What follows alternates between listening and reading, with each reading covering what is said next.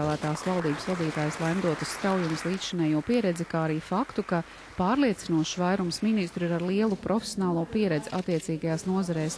Tas nozīmē, ka viņi būšot spējīgi pilnvērtīgi strādāt jau no pirmās jaunās valdības darba dienas. Turpinājumā fragments no intervijas šorīt 900 sekundēs.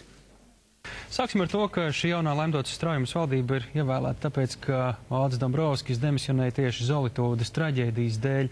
Tad kādas tādas principiālas izmaiņas jūs sagaidāt, lai šādas krīzes valstī neatkārtotos?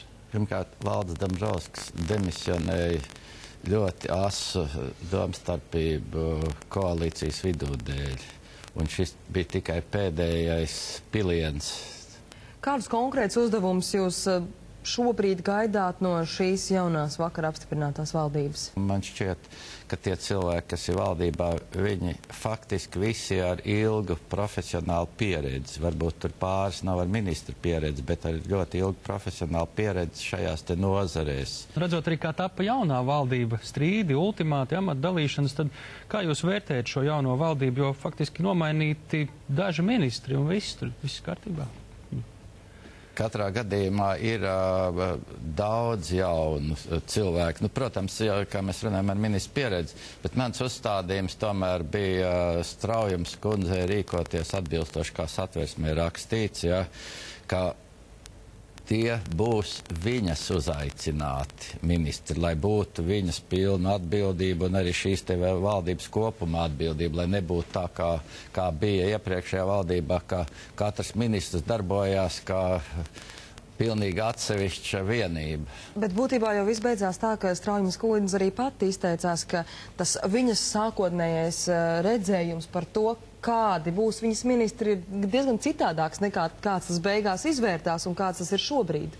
Ne, nu, protams, tas ir kompromiss starp šiem te 4+, arī, jo vajadzīgs arī tas kopīgais balsojums. Tas pats par sevi saprotams, bet man šķiet, ka rezultāts tomēr skatoties faktiski uz jebkuru ministriju, ka viņi tiešām var sākt strādāt tūlīt. Pēc jaunām vēlēšanām jaunu valdību un tad pilnīgi jaunu, ka šeit tomēr tā pārmantojamība un nepieciešama. Bet vai nepārmantos arī nāves ēnā, kā jūs iepriekš izteicāties?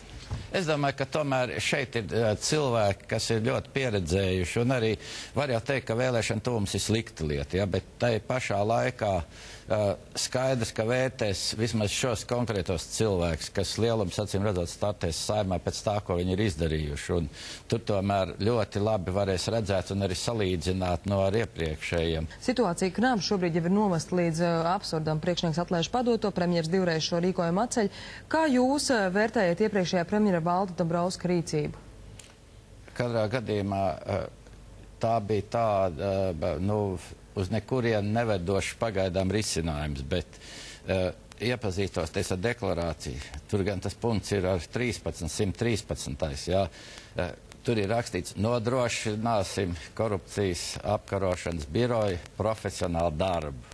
Kā Straujums kundze to spēs, es ceru, ka viņa ar savu sievietes intuīciju un savu pieredzi atradīs tomēr loģiski risinājumi, un tas ir ļoti, ļoti būtiski, jo ir daudz tādi jautājumi, kas ir Knabam jāatrisina, un tas ir viss mūsu interesēs, un es esmu pārliecināts, ka viņa arī ieguldīs visus pūles, lai tas notiktu. Viņa arī pati tā teikusi, man viņa teikusi, sēdīsimies pie galda un sēdēsim tikmēr, kamēr atradīsim reālu risinājumu. Un tas ieraksts tāds ir, pēc tā arī mēs varēsim vērtēt. Bet cik ilgi var sēsties pie šī saruna galda? Tā situācija ir mēģināt risināt ar komisijām un kā tikai vēl, ne? Kur ir tā robeža un kur ir tam lēmumam jābūt? Cik ilgi vēl tā var noskatīties? Jā, tas ir arī tas, kur es saņēmu zināms pārmetums, ka šīs te neatkarīgās iestādes viņu likumi un šī te visa tā uzbūve ir tomēr ļoti precīzi jāpārdomā un jāatrod tomēr tāds risinājums, lai mēs tādās situācijas nenonāktu. Tas nav katrā gadījumā loģiski, ka mēs gadiem ilgi par nodokļu maksātāju naudu veicam tādas, nekam bezjēdzīgas darbības, teiksim, jā. Rīgā plānot daļēji atcelt aizliegumu kāpt uz ledu.